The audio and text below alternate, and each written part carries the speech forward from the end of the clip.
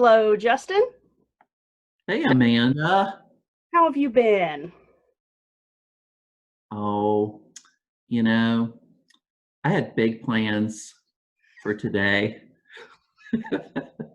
I was going to shower, get dressed up really nice for the people at home, but I was just struggling with the motivation to do that.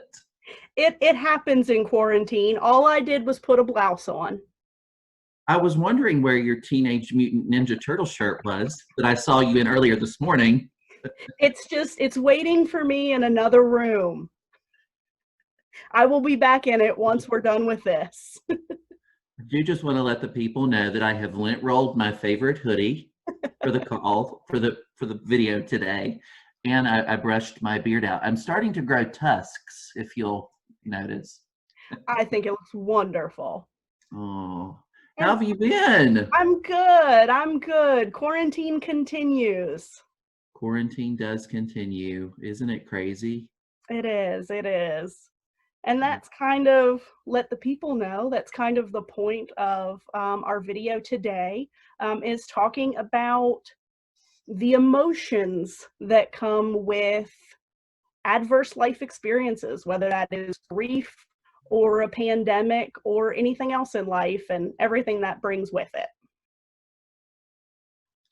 Yeah, I know last week we talked about how everyone is grieving right now, whether they realize it or not. Grieving a job, um, friends that they've not seen in a while, school, the school year finishing up. Everybody's grieving something right now as we adjust to this new normal, or this temporary normal. Um, and so, we thought it might be helpful for folks just to embrace however it is that they are feeling right now. I think sometimes, as friends or people that love others, as people offering advice, it's so tempting to try to encourage and give hope and pull people out of their slumps, or whatever negative feeling they might be Mm-hmm. having. But I think it's really important that we allow people to have the time and space to simply just be and to feel however it is and whatever it is that they're feeling. Yeah, a lot of times, Justin and I discussed briefly ago, that a lot of times in end of life care, dealing with people that have a lot on their plate, whatever that may be, we use the phrase a lot to meet people where they are. And that goes a lot for ourselves too. Yeah. Whatever you're feeling, it's what you're feeling. And since Justin used the air quotes for negative, feelings just are. There Mhm. isn't really a value, good, bad, that we can really place on them. They just are.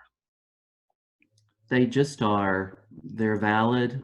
They don't need anyone else's validation. Hmm. They just are. And I once had a counselor tell me that if I had the good fortune to know how I feel, that I should embrace that. And I had never, prior to that, I had never really thought of knowing what my feeling was to be a good fortune.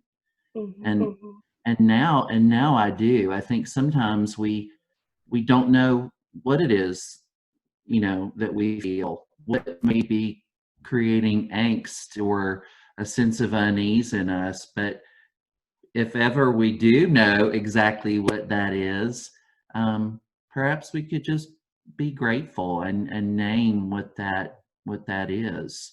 Hmm. Especially if they have, like you said, that good fortune to know what that is, to be able to name it.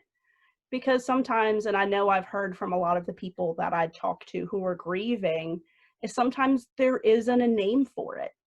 And I think Yeah, that's why a term like grief is so good for these things, because it does encompass so much that when words fail to describe how you feel, a, a big umbrella term like grief that applies to a lot can be really helpful. Yeah, you talk about meeting people where they are.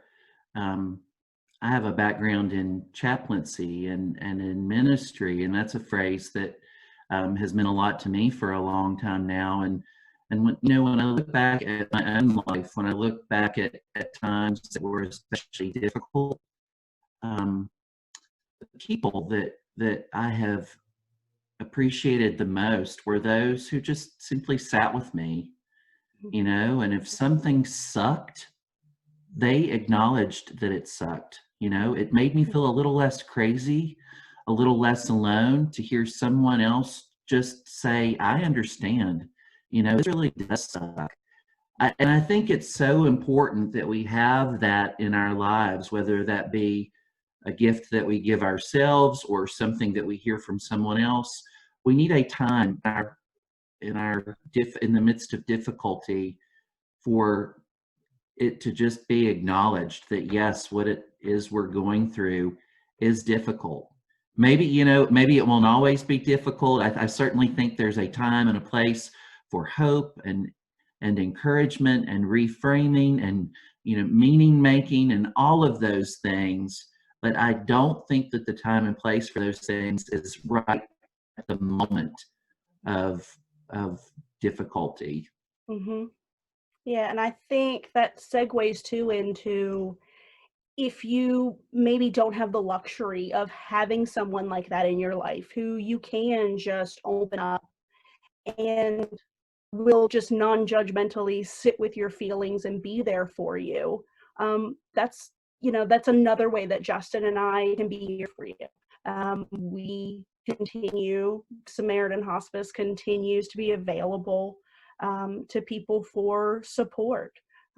So if there's any sort of grief support that you need at this time, Justin and I, like we said last time, like the same message says, we are here for you, and we will continue to be.